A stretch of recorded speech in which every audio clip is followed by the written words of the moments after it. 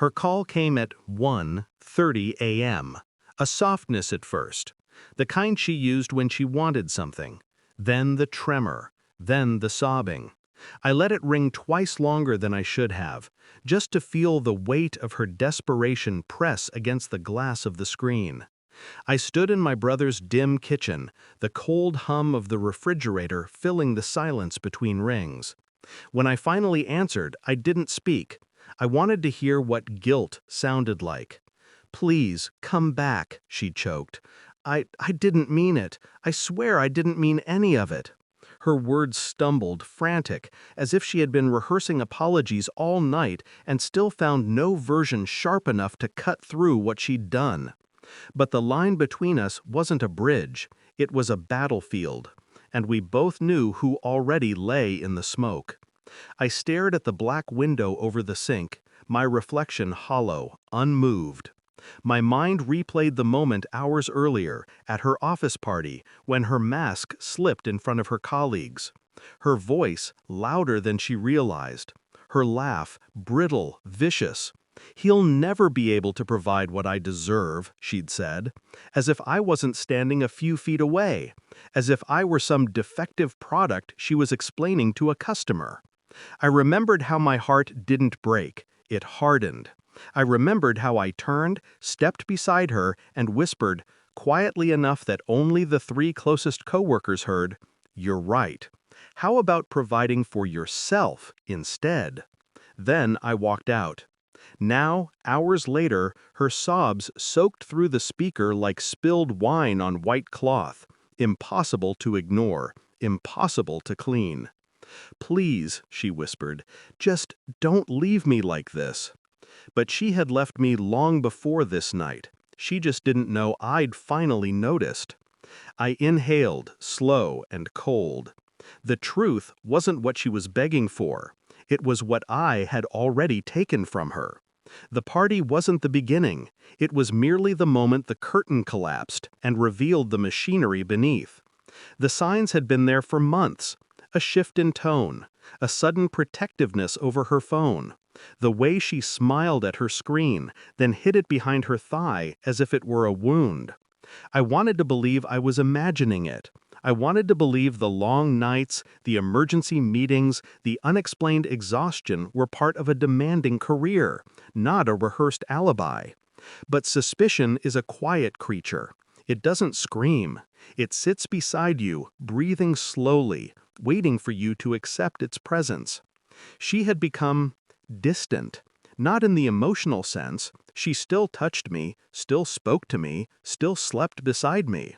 But there was a hollowness behind it, a performance quality, like she was acting partner rather than being one. I remembered lying beside her one night, watching her chest rise and fall, and wondering who she thought about when her breathing softened into sleep. I asked simple questions, measured ones, not the desperate kind that reveal fear. And she answered with the finesse of someone who had practiced. Too practiced. The words were fine, but the pauses between them, those were crooked. And tonight, her words at the party were not a slip. They were the truth escaping, gasping for air. Not about money, not about provision, about wanting someone else, about believing she already had someone else. I had suspected, but suspicion is a blade that dulls if not sharpened. So I sharpened it, quietly. I didn't confront. Confrontation is emotional, messy, predictable. Instead, I observed. Her phone was a fortress she guarded like a national secret. But even fortresses have weak points. I never needed passwords, only patterns. The late-night messages that lit up her screen just long enough for a name to appear before she flipped it over. The repeated appearance of a single contact. The slight hitch in her breath when she saw it. I never touched her phone. I didn't have to. Phones leave shadows. Digital fingerprints in the form of data usage records, backup timestamps, synced device logs. While she laughed in the shower, I studied the metadata on our shared network. While she slept, I checked carrier logs. While she brushed her teeth, I watched her reflection in the mirror, a woman thinking she was 2 steps ahead, unaware I wasn't playing the same game. Then came the final clue, a suspicious work trip that didn't align with her calendar. I knew because I opened the living room window the night she left, just enough for sound to drift in when she called an Uber. "I'll meet you there," she told someone. Her tone was soft. Too soft. Not the tone she used with me anymore. That was the moment the suspicion solidified into something heavier, colder. I ordered the report the following week. Not a DNA test, no child in this story, but a digital forensic audit, legally obtained, quietly delivered. Phone logs, location pings, message backups she thought were deleted. It arrived 3 days before her office party, and I read every line. The truth came printed in black and white, unapologetic, unembellished. She was seeing someone from work for months, mostly hotels, sometimes his apartment. Once, our home, while I was visiting my brother. I felt nothing at first, not rage, not heartbreak, just recognition, a puzzle finally snapping into place. At the party, I carried the sealed envelope in my jacket, a quiet promise to myself. When she made that comment, "He'll never be able to provide what I deserve," I realized she wasn't talking to them.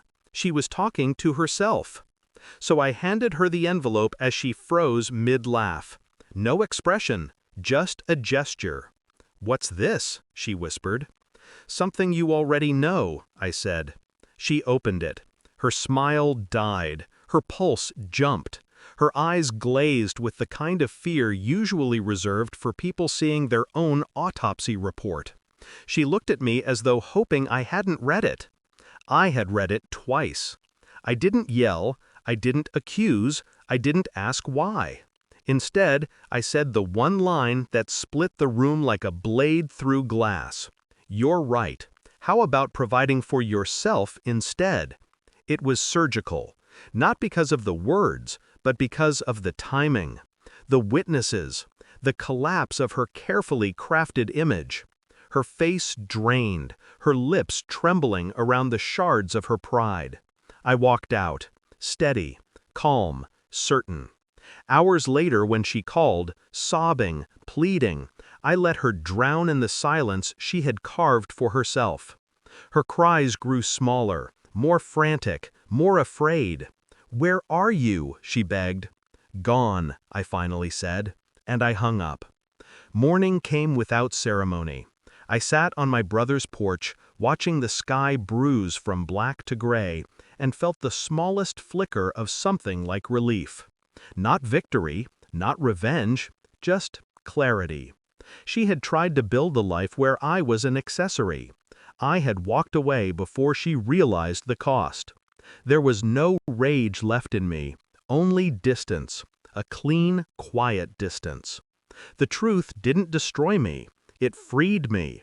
And the final thought that settled in my chest felt cold, heavy, and perfectly still. Some people don't deserve closure, only consequences.